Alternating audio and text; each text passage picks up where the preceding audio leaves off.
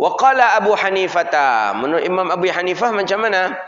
Wa qala Abu Hanifah rahimahullahu taala, dan berkata Imam Abu Hanifah, Imam Abi Hanifah bin Nu'man rahimahullahu taala, menurut Imam Abi Hanifah, huwa wajibun, hukum sujud tilawah itu wajib.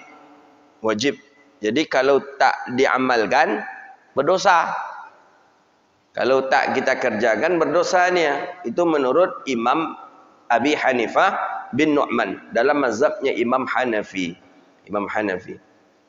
Mana dalil? Dalil jelas dalam ayat Allah Subhanahu wa taala dalam surah Al-Insyiqaq. Biqaulihi ta'ala wa idza quri'a 'alaihimul Qur'anu la yasjudun. La yasjudun. Ada di sana sebuah anjuran la yasjudun. La yasjudun. Wa idza quri'a 'alaihimul Qur'anu la yasjudun. Ayat ini yang menjadi dalil dalam mazhab Imam Abi Hanifah bin Nu'man bahawa hukum sujud tilawah wajib. Jadi mazhab Imam Abi Hanifah ni memang memiliki usul yang agak berbeda dengan usul fikih mayoritas ulama. Imam Abi Hanifah, kalau perintah itu datang daripada Quran, itu dalam mazhab Abi Hanifah tak ada tawar-menawar. Itu langsung hukumnya wajib. Pokoknya setiap perintah itu datang daripada Quran, perintah itu datang daripada Allah, tak ada tawar-menawar dalam mazhabnya Imam Abi Hanifah. Langsung hukumnya wajib. Nah, mana contoh hukum kurban? Kurban dalam mazhab Imam Abi Hanifah, kurban hukumnya wajib. Kenapa? Ada perintah Allah dalam Al-Quran. Dalam Al-Quran perintah Allah apa? Inna a'tainakal kautsar fashalli li rabbika. Setelah itu wanhar, berkurbanlah. Maka dalam mazhab Imam Abi Hanifah hukum berkurban wajib. Apa lagi? Pokoknya perintah dalam Al-Quran itu menurut Imam Abi Hanifah maka hukumnya wajib. Maka dalam mazhab Imam Abi Hanifah itu ada hukum tadi, hukum qat'i, ada hukum zanni. Ada hukum qat'i, wajib qat'i, wajib zanni. Tapi menurut Imam Abi Hanifah wajib yang qat'i itu jelas barang yang ada di dalam Al-Quran. Itu dia.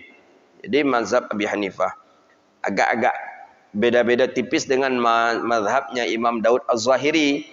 Kalau Daud Az-Zahiri ya memang ada perkara yang wajib dibuatnya ketika ada wajib dalam Al-Quran, ada juga yang tidak. Ya, contoh sujud tilawah menurut Daud Az-Zahiri tak wajib. Tapi menikah dengan lebih daripada satu, itu punya Daud Az-Zahiri juga itu. Karena di dalam ayat itu kan jelas, fankihu ma taba lakum minan nisa'i masna was-thulatha war-ruba'. Nikahilah perempuan tu 2, thulatha 3, 2 tambah 3 5, war-ruba' 4. 5 tambah 4 9. Itu cara hitungan Daud Az-Zahiri. Jadi menurut Imam Daud Az-Zahiri boleh laki-laki menikahi perempuan 9 orang perempuan. Jadi waw di sana itu waw ziyadah katanya. Waw tambahan 3, masna 2, wathulasa 3, 2 tambah 3 5, war-ruba' 4. 5 tambah 4 9. Itu cara hitungannya Daud Az-Zahiri. Kalau menurut jumhur ulama enggak. Waw di situ tu bukan waw tambahan, waw ziyadah. Jadi waw untuk tazid maksudnya. Ya, tapi waw di sana itu menjelaskan bahwa 2. Kalau enggak itu 3. Kalau enggak 4. Sampai 4. Fa illam ta'dilu fa wahidah. Kalau enggak bisa adil cukup 1. Enggak kan adil wak rasanya dah. Payah kita untuk melakukan adil. Payah adil kita rasanya. Maka cukup 1 saja. Adil itu berat. Itu yang membuat berat sebenarnya berumah tangga untuk nak berpoligami. Di adilnya itu. Kalau tidak adilnya itu berat, mungkin kita lah dulu lah mungkin untuk poligami itu. Dia adil itulah yang payah. Pak Haji Peri golak-golak aja nyanyi, dia adil itulah yang payah. Adil dari sisi bagi waktu malam. Mesti adil, tak boleh kita. Ya memang dalam fikih kan disebutkan, kalau malam pertama tak apa-apalah dilebihkan hari untuk isteri muda 7 malam. Ya ada dalam fikih boleh seperti itu. Tapi mulai daripada malam yang ke-8-nya itu sudah mulai adil pembagiannya. Tak boleh di malam di situ taruh aja dah.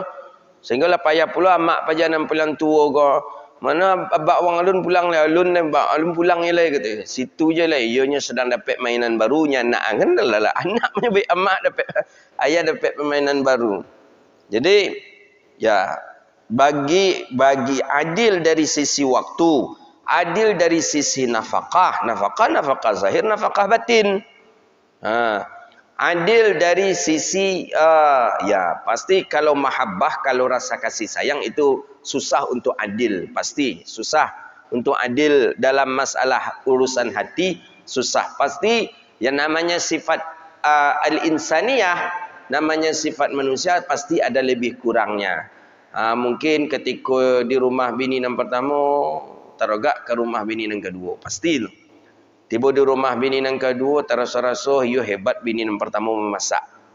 Tiba di rumah bini yang pertama, memang bini yang kedua kan lebih cekatan dalam urusan pakaian apa semacam. Itu pasti ada itu. Nah, kalau dalam masalah mahabbah rasa sayang, tidak apa-apa untuk tidak adil.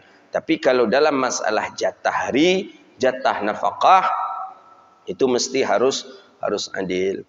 Dan saya perhatikan yang adil itu ya, kita banyak juga, ada juga masyaikh dan kenalan kita yang ta'addud itu beristri lebih dari satu. Tapi yang kita tengok yang adil dalam bagi waktu, itu Syekh Nuruddin saya perhatikan. Itu kalau beliau memang jatahnya pas di jadual di harinya bunda, ya berarti beliau di rumah bunda.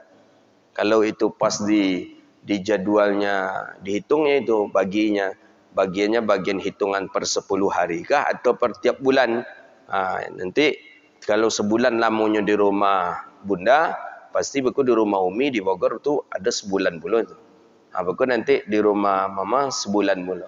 Atau beliau ganti balik dengan 10 hari. Atau 10 hari lah nanti bagi 3. Begitu cara beliau, masya-Allah. Kalau beliau tidak kita ragukan untuk melakukan syariat atau istiqamah dalam mengamalkan syariat. Maka mestinya yang ta'addud itu bagusnya orang alim, bukan orang awam. Gitu. Yang poligami itu memang bagusnya orang alim, bukan orang awam. Kenapa orang alim? Ya orang alim pasti dia adil dalam membagi waktu, karena dia takut dosa. Kalau orang awam mana lomak makan siang aja. Lomak makan siang rumah yang kedua itu situ tadi aja makan siang kan. Makan malam aku cip penumpang lalu aja ke rumah bini dan tua ke lah. Gitu. Jadi orang alim gitu. Kalau antum ingin ta'addud, alim dah jadi orang alim. Berarti kita ni belum alim, maka yang tak ta'addud kita. Begitu.